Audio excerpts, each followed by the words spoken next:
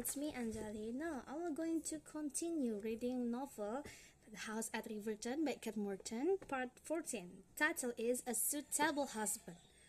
Hannah and Teddy were married on the first Saturday on May 1990. It was a pretty wedding at the little church on the Riverton estate.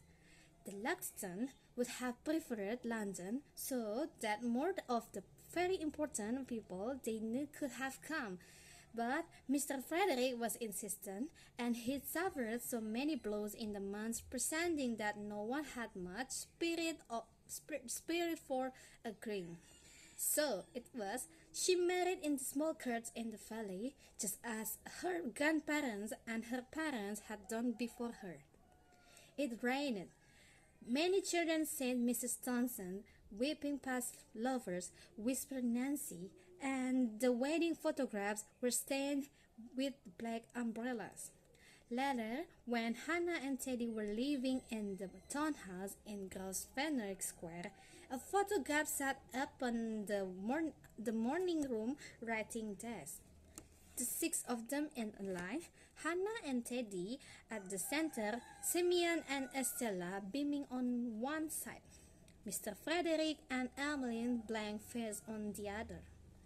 You are surprised, for how could such a thing have come to pass?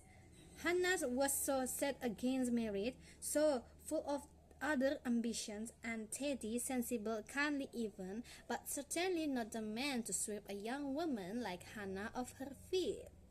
But it was not so complicated really. Such things rarely are. It was a simple case of stars aligning, those that didn't being nudged into place. The morning after dinner party, the Luxton left for London. They had business engagement, and we all presumed, if indeed we gave it any thought at all, that it was that last we would ever see of them. Our focus, you see, had shifted already to the next grand event. For over the coming week, a cluster of indomitable women descended upon Riverton Church with the weighty duty of overseeing Hannah's entrance into society.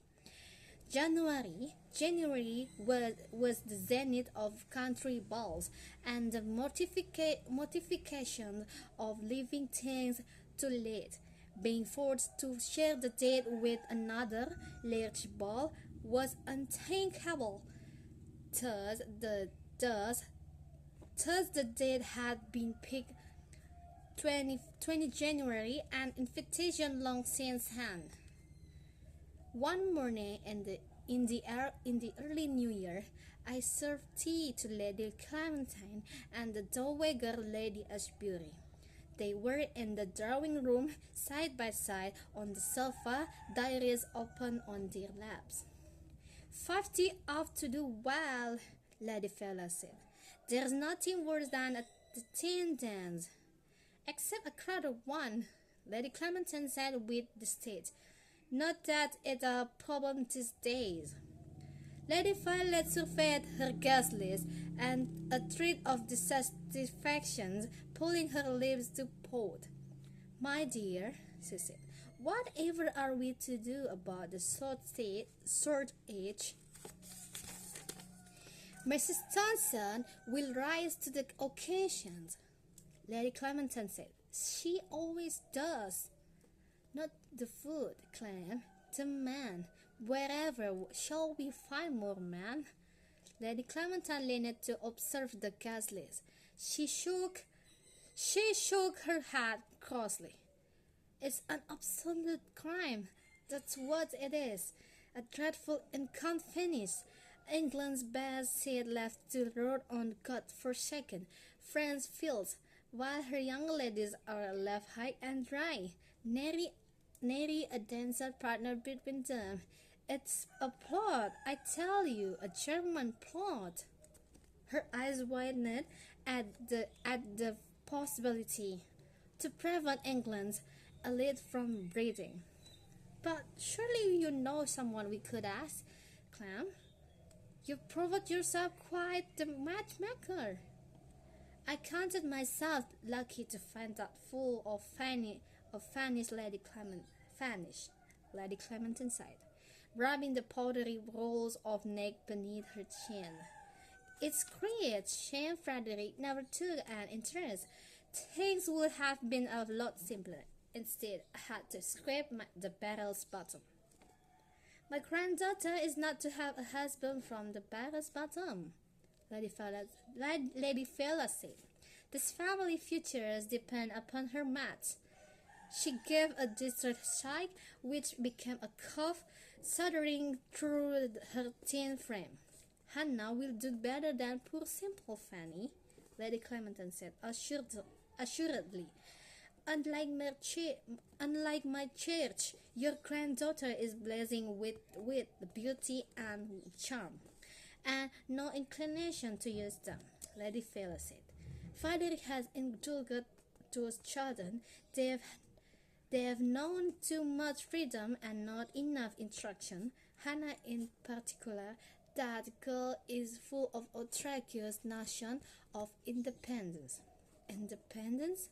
Lady Clementine said with distaste. "Oh, she is no hurry to be married. Told me as much when she was in London." "Indeed." "Look me straight in these eyes. Maddeningly courteous, and told me she didn't mind a bit if it was too much trouble to launch her into society. Impudence. She said a ball would likely be wasted on her, and she had no intention of going into society even when she was of an age. She said she finds society." Lady Violet closed her eyes. "She finds society dull and pointless," Lady Clementine gasped. "She didn't." "She did. But what does she propose to do instead? Stay here in her father's home and become an old maid?" There could be another option beyond their ability to conceive. Lady Violet shook her head, despair bringing a shake to her shoulder.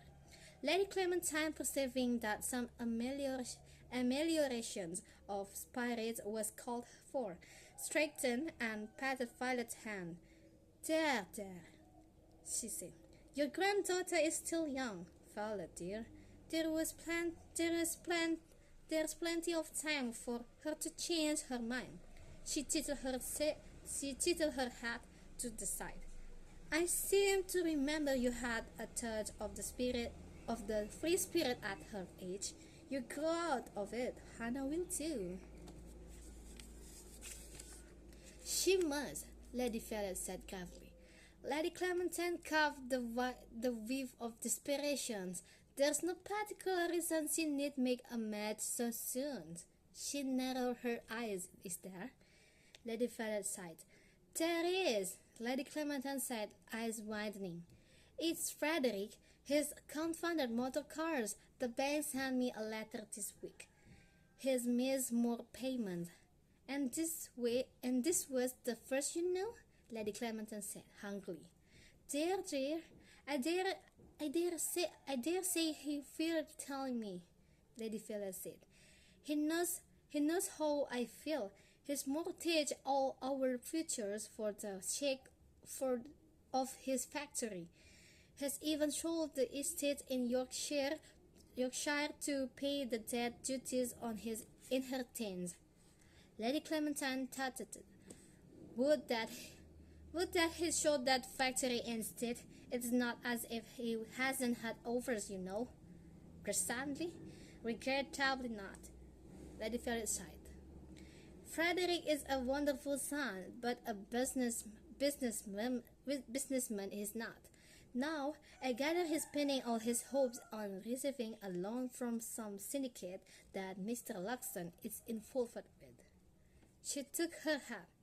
"He looks from disaster to disaster, Clem, not untaught for the duties of his position." She rested her fingertips on her temples, sighed again. "I can hardly blame him. The position was never meant to be his." The family lemon. If only Jonathan were here. No, no, Lady Clemson. Frederick is sure to make a success of it. Motor cars are quite the things these days. Every man and his dog are out driving them. I almost flattened the other day as I crossed the road outside Kensington Place. Clem, were you injured? Not this time, Lady Clementine said matter-of-factly. I'm sure I won't be so fortunate next. She raised one eyebrow. I'm almost presume that. I can assure you I spoke to Dr. Carmichael at great length regarding the types of injuries one might sustain. Terrible, Lady Violet said, shaking her head distractedly.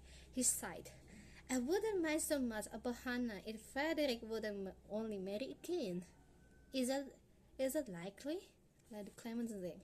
Hardly, as you know. He's shown little interest in taking another wife. He didn't show enough interest in his first wife, if you ask me. He was far too busy with... She glanced at me and I busied myself straightening the tea cloth. With that other despicable business, she shook her head and tightened her lips. No, there'll be no more sons, and it's no use in hope otherwise. Which leaves us with Hannah. Lady Clementon took a sip of tea. Yes. Lady Violet sighed irritably and smoothed the lime satin of her skirt. I'm sorry, Clem. It is cold I've got. It's put me in quite a mood. She shook her head. I just can't seem to shake the ill feeling I've been carrying of late. I'm not a superstitious person, you know that, but I've the oldest sense. She glanced at Lady Clementine. You laugh, but I've the oldest sense of impending doom.